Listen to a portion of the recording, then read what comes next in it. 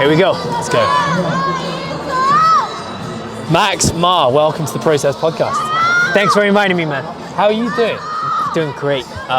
Thanks for coming to this event and supporting us. Or you just basically giving us a bit of an introduction as to where we are now, because this is a Process Programming Fest. We are, if you're listening, we are currently stood pitch side at the Asia CrossFit Championships, Absolutely. Asia Fitness Championships in Shanghai.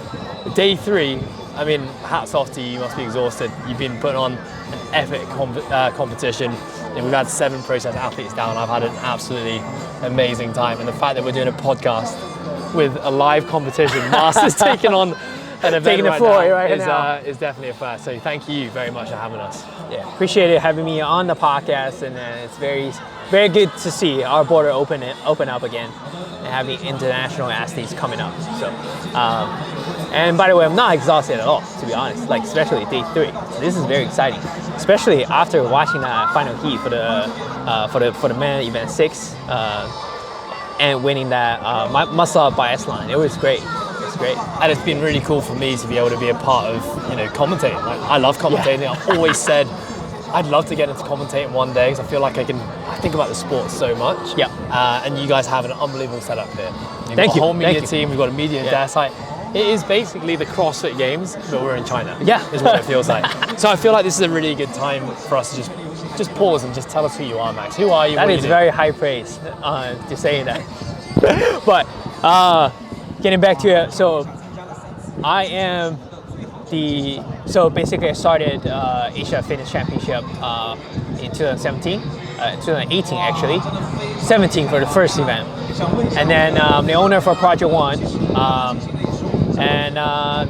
So that's pretty much what I do. We run gyms and then we do events, a lot of competitions. This year's we have about 30 competitions all over China as our season. We built from a single event in the Expo in 2017 to 2019 we became a World Sanctional station for CrossFit Games. And then moving down to now, we have our own season and our own sanctionals, the online qualifiers. It's a complete setup now. So that's the event side of business, and then the other side with gym business, it's just Project One. And we started like 6 years ago, and then went through 3 years of pandemic, and then surviving from that. It was really tough, and then now we're coming back. So slowly coming back and then slowly climbing out of that hole we digged during those past 3 years in China. Yeah, I want to talk about Project One real quick. Absolutely. Because I feel like you're underselling what you've achieved on the gym side of things. You got 3 gyms. Yes. Beautiful gyms as well. Thank you. You guys are, making some serious impact over here in China. You have an affiliate program, so you're helping other gyms outside of your family, with programming and running better businesses. Tell me about that journey. How do you go from 2018, 17, 18 was your first gym, to now having 3 gyms? Just that side of things. Tell me about how that story's all unfolded. The reason I unsold a little bit is because that 3 gyms, I feel is only a start. And then when I first started, the mission has always been making China fitter. And then the other day, actually, my mom sent me this quote yesterday from Elon Musk. He said, he told me that to go with the mission first, and then the financial will come later. And then that's how I think about these things when I first started. I'm not really good at financial at first, and then all I think about was the mission was making China fitter, making the people around me fitter. Started just coaching my mom, coaching my wife, and then changing their lives and then getting them healthier, and then wanting to start a event to kind of impact people in a larger crowd and then in a bigger platform. Then having the daily gyms to see people on a daily basis to help them out. So that's kind of how we started. And then now Project One has about so we have 3 locations, but we're also helping 10 other gyms all over China on coaching development and also programming for them. We have our app and so on and so forth. Well, where does this mission of making China fitter, where did that come from? So when I first started, it was I started selling ice cream when I first started my company, and I graduated from the States and I came back got in touch with, I got a job translating for the consulate general in Shanghai. And then got in touch with some business guys and start importing ice cream from California, selling in China, and then kind of making everybody fat. And then eventually one day I was sitting in California in a factory and I was doing ice cream tasting and my hands started shaking. I was like, whoa, that's not the life I wanted to be in. And then that business failed miserably. And then I thought about it when I want to do it again, all over again, this whole entrepreneurship thing. Starting your own business, a whole journey. I want to do something that I actually have a true passion in. That's something I do what I love. So thinking back, I was a pro athlete in swimming. Competing was one of the best things that happened to me. And then that changed my life. So want to bring that stage. I see things differently, coming to setting up the stage for athletes. So with that athlete background, I feel like I understand what they want. So I feel like event business is a way to go, and also starting gyms.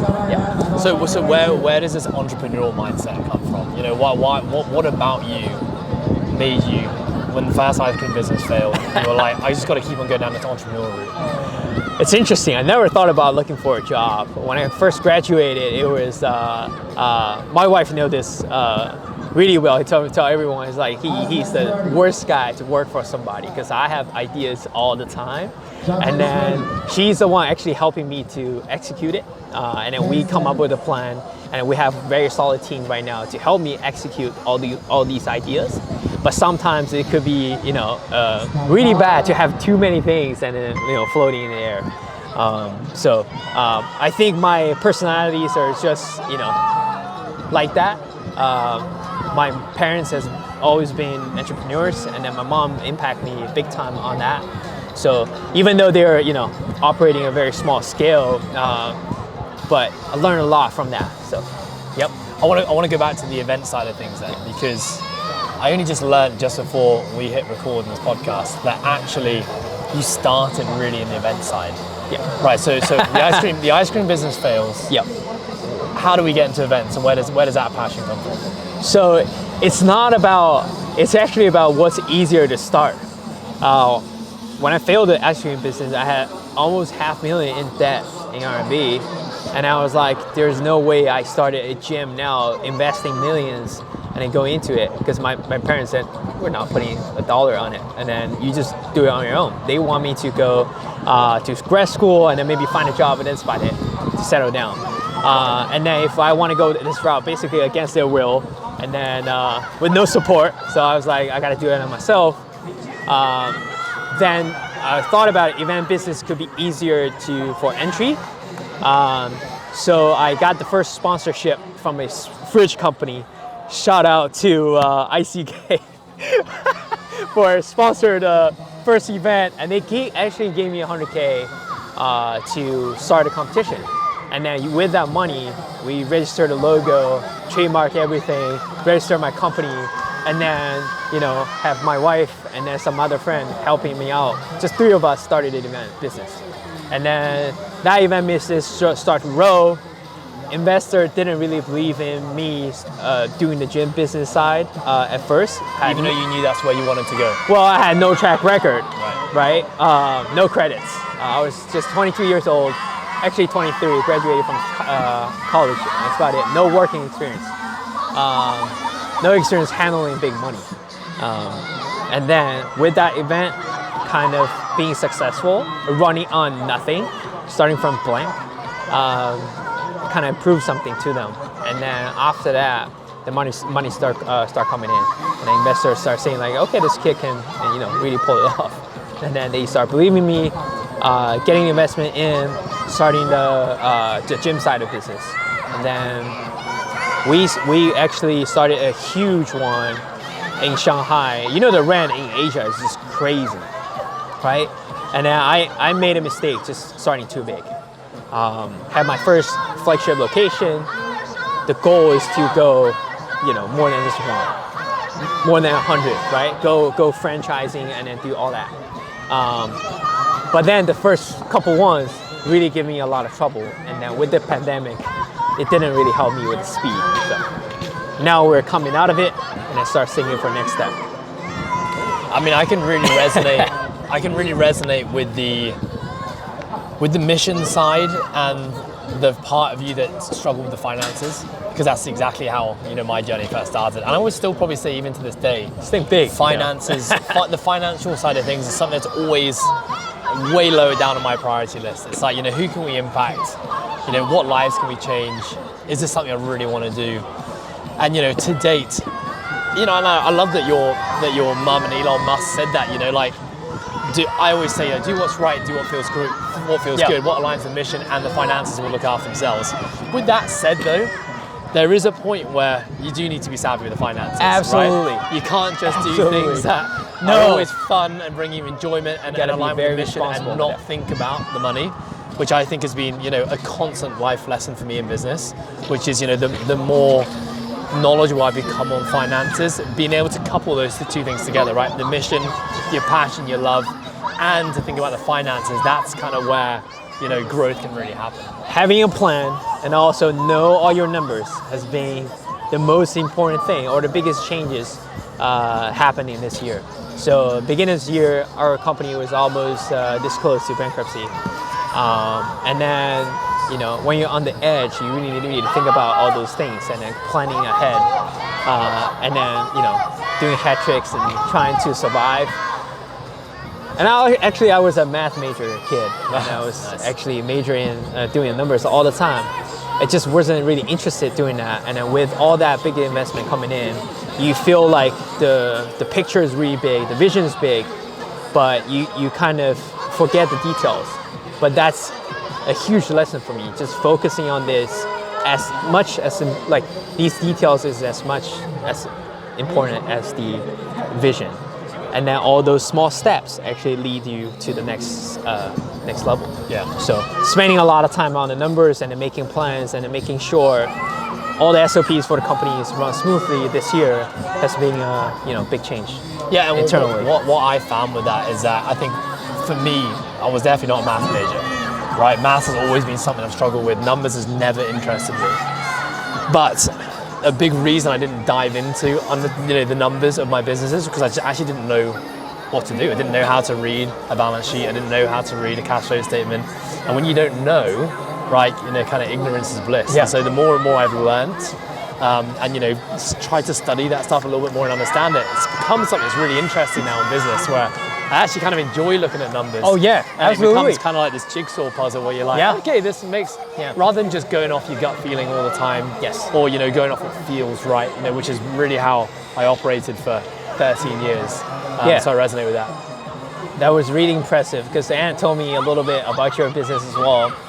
You guys have a crazy rant on the gym side of business, and then surviving pandemic has always been a huge thing in Asia. I don't know about outside the Asia area, but here it's very tough for the past couple of years. Yeah, and I think like you, it put us under a microscope as to what areas of our business have we not been focusing on, right? And the financial side was one of those sides. It's like, okay, when you're down to your last dollar, you've got to think about where you spend every dollar because it all counts now. Yeah. So that's one of the many things I'll be grateful for from the pandemic.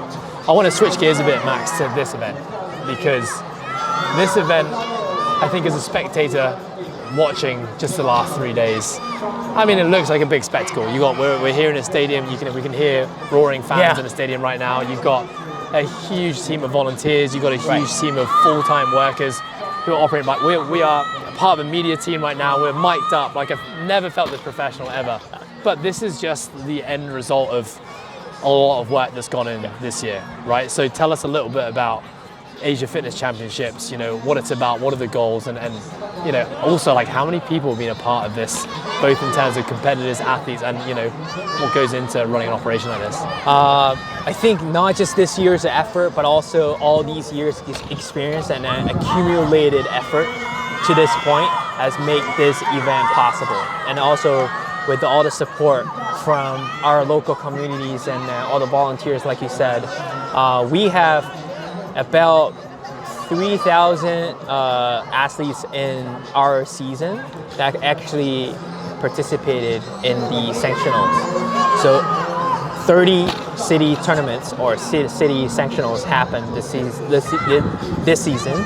And then through March to August, and then top 10% will advance to the final. And then on top of that, there's another 1,000 athletes participate in the online qualifier, then got them the last chance tickets to the final. So if I put that in simple terms, basically, Max, you help set up, run 30 kind of like local events around the country that anyone in that area could take part in, and the top 10% at the end of those 30 competitions could basically got their ticket to come compete. Right now, where we are right now. Okay. So my question is, how do you drive interest to have 3,000 people in one country? Bear in mind, pretty much most people here from China.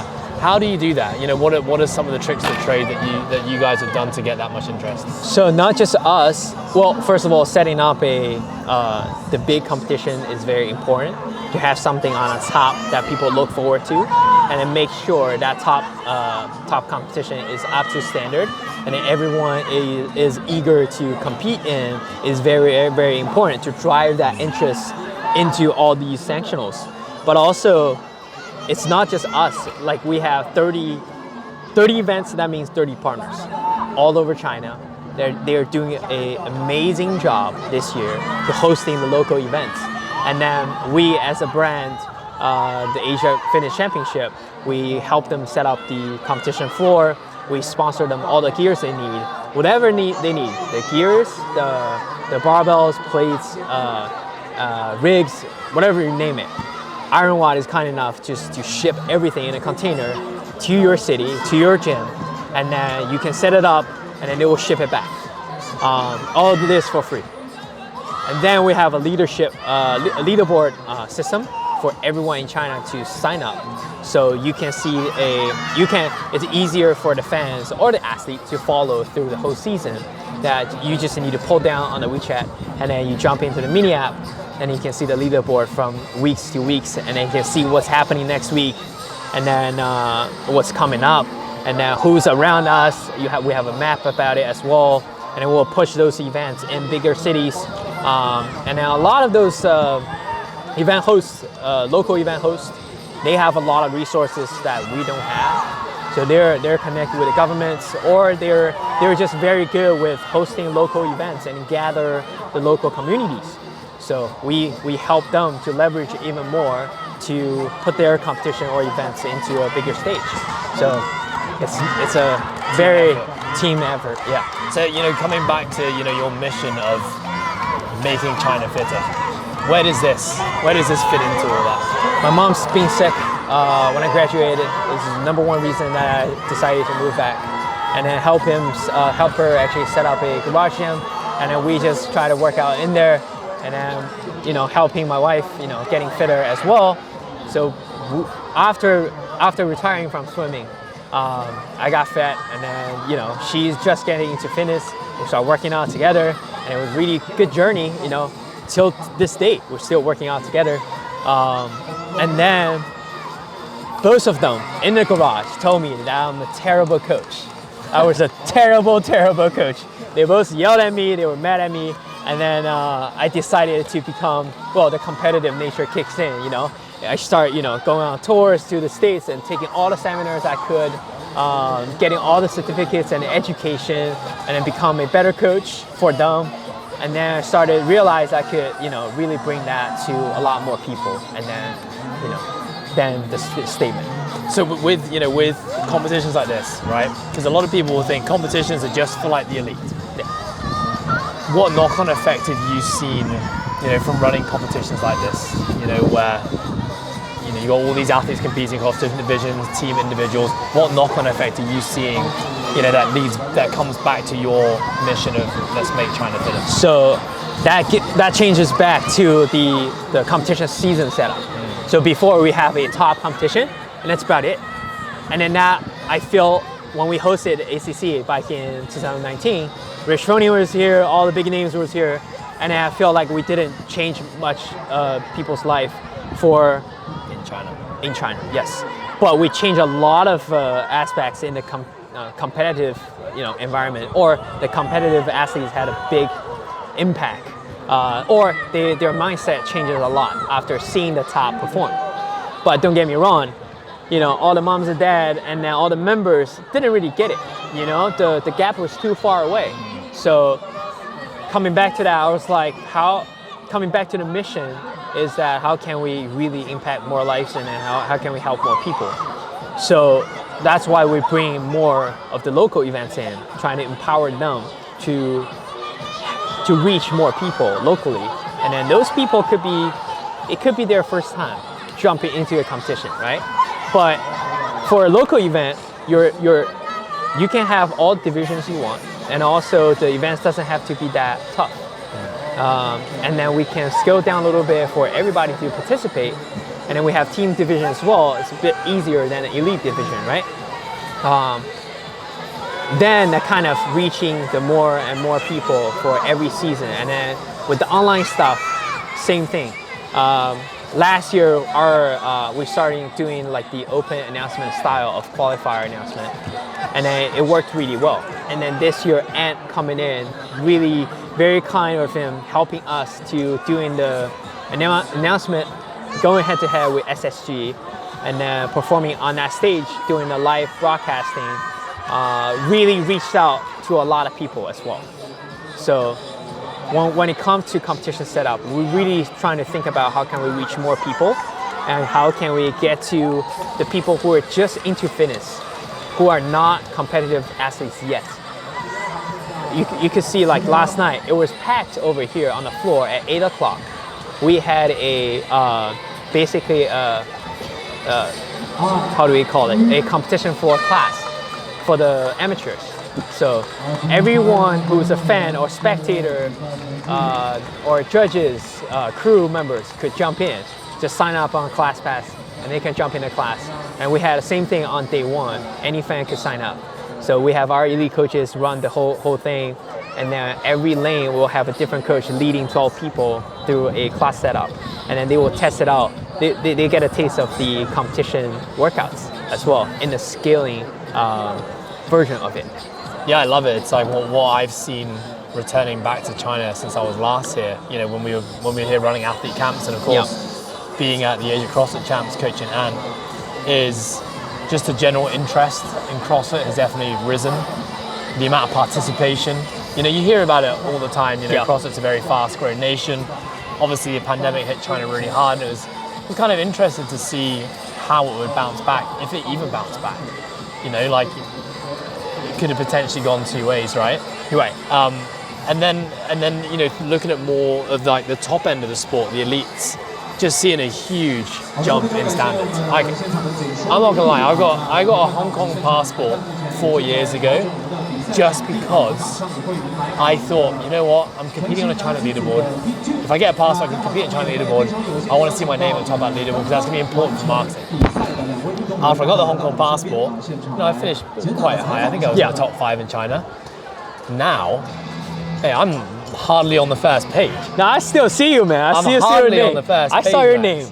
Don't sell yourselves too short. But it just goes to show, right? How much the sport is evolving, and I think, what I'm seeing is like the rise of like local heroes now. Yeah. I think Ant he flies the China flag, he competes at CrossFit Game. He is obviously the name, but he's also not a local athlete, right? And so to actually have local athletes here, hearing this crowd go wild, they want to see him good. They want to see these guys and girls take down Ant, which is awesome. And I think that has a ripple effect into the mission of making China fitter.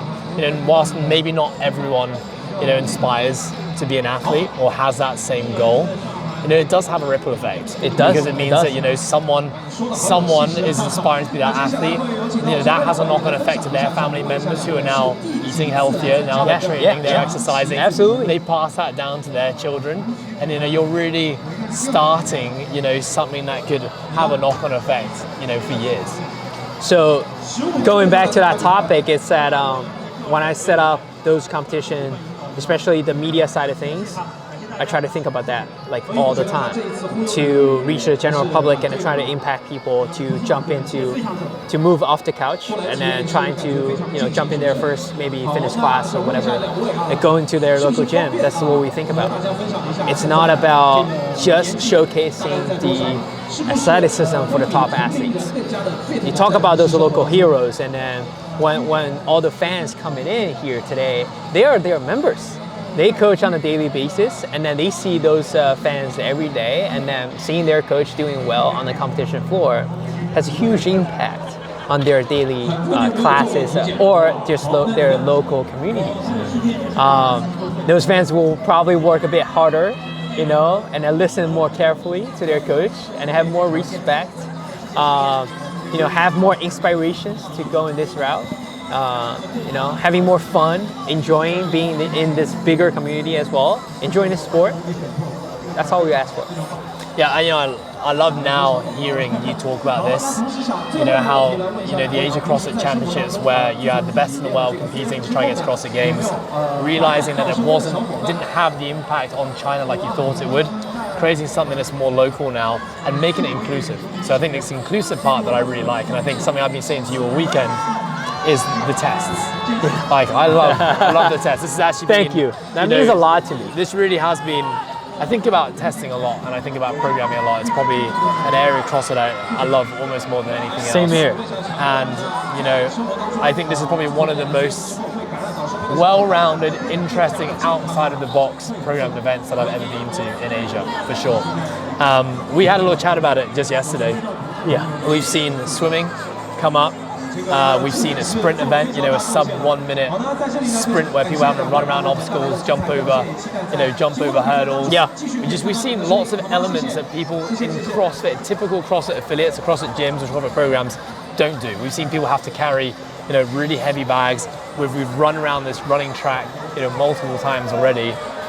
What are some of the things you're thinking about when it comes to programming for this? We talked about inclusivity already, so I can agree that it hasn't been a scary set of tests. A lot of tests on day 1 and 2 have been something that kind of almost anyone can step in and still challenge their fitness with.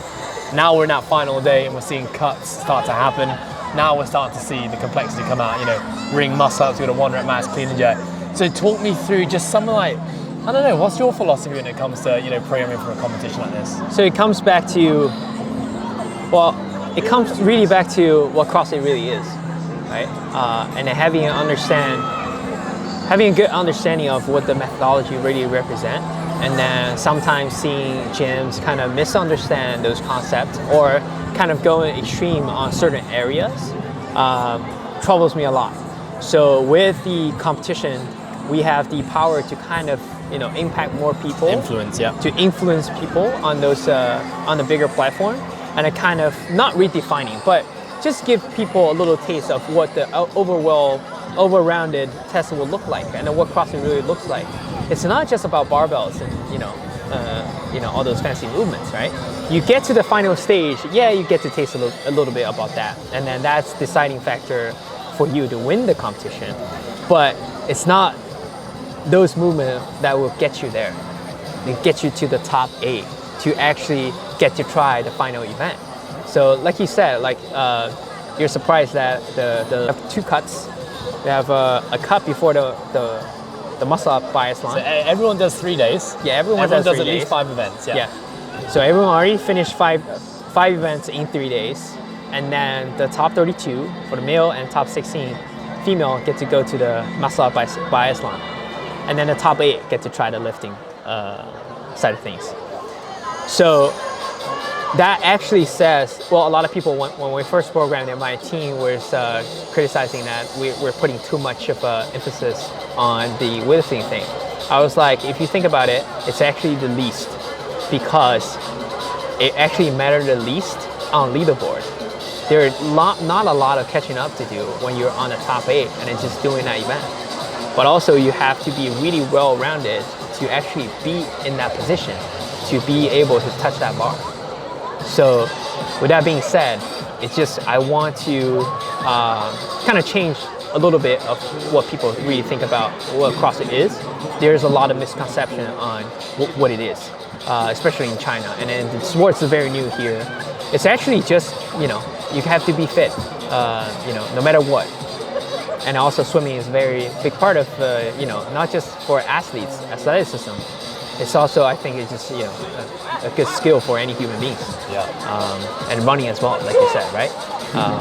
So yeah, that's why we put it in the first, and then make sure the first 5 events are balanced, and then the last 2 could test it out, those extreme sides of things, and then that's about it. Yeah, I totally agree. What CrossFit set out to be was all-encompassing and was going to create human beings that could do any physical tasks that can come their way. And I think somewhere along the way, we got a little bit lost. Yeah. And I think that is the power of competition, right? We see it every year. Whatever shows up in the CrossFit Open, suddenly every affiliate around the world are programming that movement. I was just gonna say, yeah. Whatever shows up at the CrossFit quarterfinals, now the semifinals of the games, has a massive influence.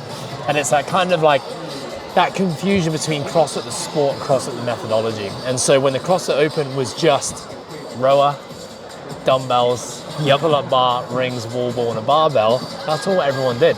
And I think that kills the longevity of the training methodology, because we talked about this last night, right? There's only so many thrusters, so many deadlifts, so many pull-ups you can do before it's kind of like, I think a lot that's the journey for a lot of CrossFitters, right? They kind of get 10 years into their journey, if they even make it that far, and they go looking for something else.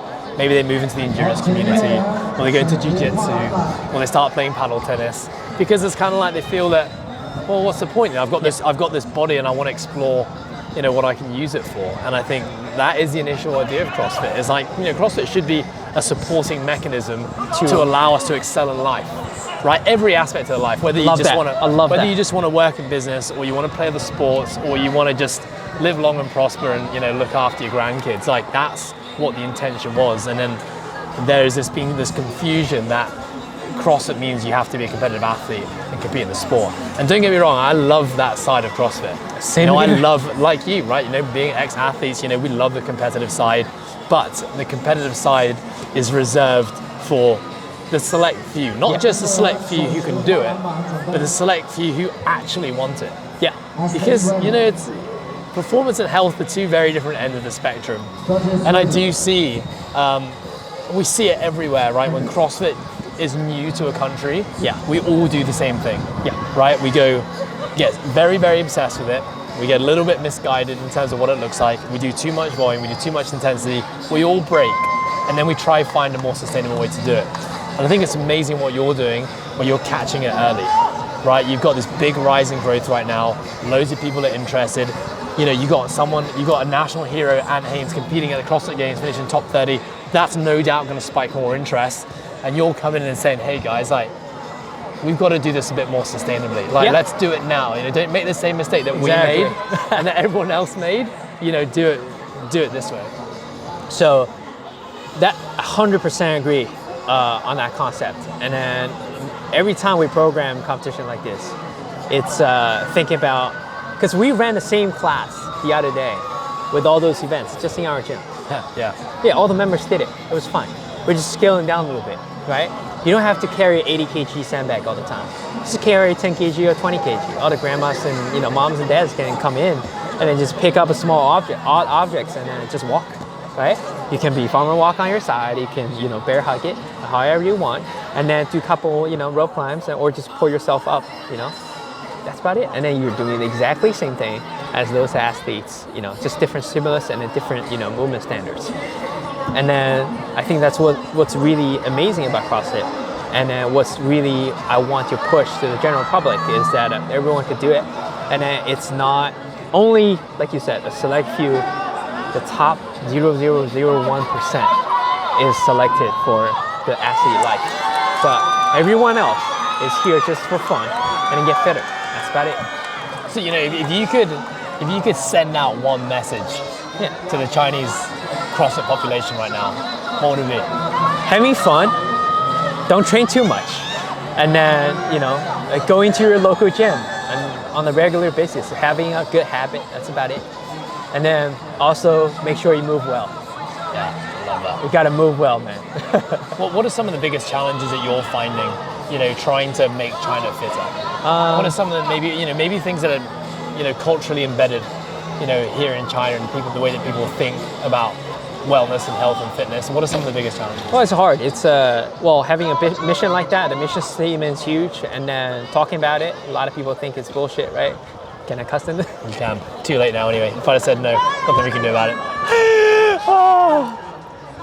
And then people will, when you're small, especially, people will just laugh you off. But you have to really believe in it. And then if you really think this is the mission statement, especially during pandemic years, when I have almost lost everything, right? Like you said, to the last dollar. And then who are you? And then what do you really want to do? That was a deciding factor of that we survived till today, because on that moment, I realized I kind of forgot, like through all those, thick and things, I kind of forgot who we are as Project One or Team One, and then kind of forgot our mission statement. And then finding that back, and then learning who we really are in those tough moments, especially a lot of people are against us, and then coming out of it, now it's just you're in a better place, mentally especially, and I think that's more important. For you to carry on, for the team to carry on, to achieve those bigger goals. And where is the population of China at right now with their fitness? I guess my take on it, looking from the outside in, is that when we look at Olympics, right, China's always up there in the top medalists. Yeah. And I know, at school we studied the American schooling system, we studied the Chinese schooling system, and how they get the best athletes to the top. When I think about Chinese sport, I think most people, especially here, would think it's for the best of the best, right? You're either competing for medals at Olympics, or you're representing, your province, your district. Yeah. But if you're not those two, then what role does health and fitness play in your life? Would you say that's accurate? Kind of, pretty much. Because I was a part of that system growing up. I was a pro swimmer for Jiangsu province, for my city to start with, and then went to the city, from the city team, going to the province team, won the province when I was 14, and then wanting to go to the next stage, but my parents pulled me out to put me in school, and then a lot of people they just keep going with the system, and then if they don't win in the bigger stage, and then they're a very limited route to come out of it. So actually, with that being said, the fitness in China in general, it's very different than other countries. And then with all those athletes that were in the system, having CrossFit setting up like this in China right now, actually, I think in the future, it will be an outlet for all those pro athletes who didn't compete in the Olympics. And those are the bigger population. Well, the larger percentage of the athletes are the people who didn't make it. And then they still have a great chance to, be great at CrossFit or other sports. And then they can have a really good career coaching CrossFit or coaching fitness, if we really set it up, the platform for them. What do you think what will it take to start getting some of those world-class weightlifters? So far, so good. Awesome. Yeah. You ready? Back on. So I guess my next question is, what is it going to take to get some of these world-class athletes, especially gymnastics and weightlifting? We know those two disciplines have great carryover to CrossFit. I mean, we've seen loads of athletes at the top come from things like wrestling backgrounds, and I know wrestling is a big thing here as well. You look at someone like Matt Fraser, right, who was a part of the Team USA weightlifting, transitions to CrossFit, has a very, very successful career. People have always said China's this ticking time bomb, where at some point, they've got a huge pool of very, very, very talented people. If they can channel their way into something like CrossFit, we're going to see maybe one day, the next champion at the CrossFit Games come from China. What do you think it's going to take to get some of those guys and girls, into this discipline and taking this seriously? Money. Number one thing, because when you look at Matt Fraser's story, right? He started CrossFit and then training a lot, start to win a lot of local competitions, well, that money start paying off for his salaries and then, life expenses, right? And then going to the next stage, he thought, okay, this could be actually a professional career for me. I could really have a good life going down this route. So for us, that job is very difficult to accomplish a long time ago, or 5 years ago, 3 years ago. But now we really see this platform to grow, that it's kind of our job to bring up the competition to the next level. Having bigger prize money, have a lot of brand involved, making sure the sports looks really professional, and then make sure our fan keep growing. And then if this competition keep growing, prize money grows, I think more and more people will be interested in the sport and then join those local community and start to training in those gyms, and then eventually be on a bigger stage, and then start being professional athletes. It's a long game. It's a long game, but you have to start somewhere, right? It can't be just any one man's effort. If you're just a gym owner, you could change probably one or two pro lifters' life by hiring them, and that's about it. And then how can we make sure it's a domino effect, that everyone is coming into the sport, it become hot, and then everyone start trying it out, and then jump into this, and then training for it, So that's when I think it will be, the ticking bomb will actually, goes off. Yeah, I totally agree with that. Ultimately, what the goal is to have those talented athletes be able to be in a place where they can make that decision, right?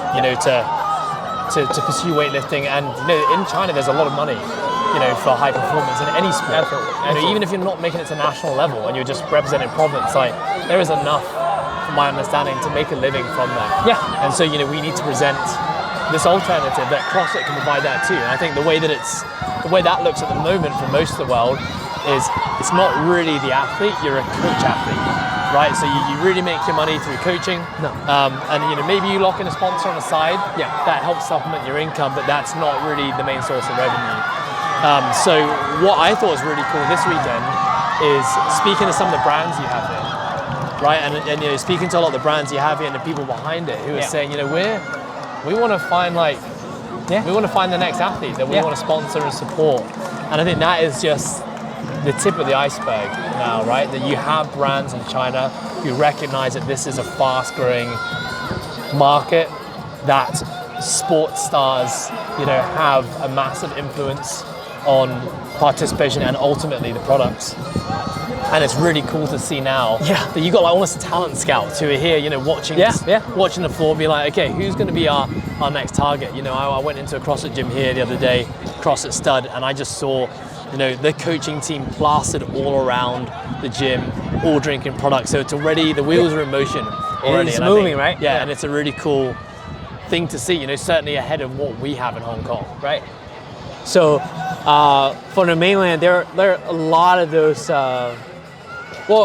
it's a big shout out to those brands. They are very sensitive on how fast the sport has grown this year. In the beginning of this year, we had two big sponsors, Ironwad and then Electro-X, and that's about it. And we had Concept and other partners, but no one is, actually we pretty much lost everybody in the pandemic years. Those two stick around. Then everyone started coming in and then see this sport start to grow, and seeing the aspects of actually having those athletes being the next phase of the sport could really change it up. And then back to that question, it's not just the money. We have to build a sample. We have to build a hero. Like Rich back in the days, or Matt, or Tia, we have to build a local face hero, a superhero that actually took us, who is gonna take us to the next stage, and then shine over there, and then that could be the beginning. Catalyst, Oh man, that could be huge. So I'm just trying to be a part of that, and then trying to stick around and then do as much I can to help those athletes achieve those goals. Whoever next is coming up, I'm here to help. Yeah, and I can see that. I think and I think there's a lot of people who really appreciate the efforts and the things that you're doing behind the scenes to benefit this entire community, and this community is big. Yeah, 3,000 people being a part of this competition, who are wanting to be a part of it, and it's just, this is your first time back after so many years off, so it's so cool to see. I want to ask you, Max, what does the future hold for you? What does the future hold for you personally, but also professionally? You've got competitions, you've got your gyms. What does it all look like? Well, I'm doing what I love right now. Very happy with the team and also where we're going. I think the future is, I try not to think too much about it, because every time my head is full of what's next 10 years going to be, full of ideas and the directions. And I'm just focusing on what we're doing right now, making sure the event runs smoothly this year, and then making sure we have a solid plan for next year. And then let's build a better team, and then make sure our team grow on an organic or even in a healthy way, that we can take on bigger tasks. So that's what we're trying to focus on, just on the moment, and then we're living the dream. So. Love it. Yeah. We have a tradition on this podcast, Max, which I haven't told you yet. But the tradition is, if you were to describe your perfect day, what would it look like? Well, it started off definitely. So, well, here's the thing. A lot of my days are like that. I'm already living those days. So waking up with my wife and seeing my kids, spending time with him, and then going to work around like late. Usually I spend a lot of time with him or my son in the morning. So during the night, at night, like I usually get caught up with work and stuff like that. So I'll probably miss his sleep, going to sleep. Spend a lot of time with him in the morning, and then going to the gym, working out, and see the community, and then see the coaches, have interactions, seeing the all the members, and then going to team meetings and help everyone to grow, and then help myself to grow, and come back with my wife, and good night's sleep. That's pretty much it. Love that. So you are living. I love what I do right now. Like seriously. So yeah. Well, Max, listen, it's been an absolute pleasure. This conversation's been awesome. I mean, I've really enjoyed getting to know you a lot more over the last few days. You're doing amazing things here. Thank you. Appreciate it. Kind of scary to think how much more you're going to achieve, given how much you've achieved in such a short time frame. So, thank you so much for being on the show. Thank you. Appreciate it having me, man. We should do this more often. All right, man. Hey, that was awesome. Love it. Thank you. Appreciate it. That was perfect. Yeah? Yeah. Cool. How do you find it? It's good. Yeah? It's good. Yeah. I'll take a selfie. Yeah. So, What's the camera's name? ZZY. ZZY, stay there. Take a photo together.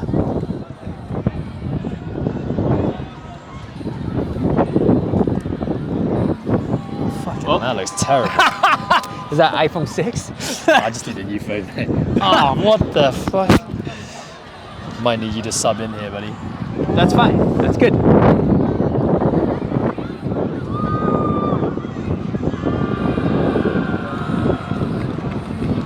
Alright, take one of yours, because my lights are these lights are terrible. I'm gonna take you with mine. Actually, is his camera working? Can you take a still?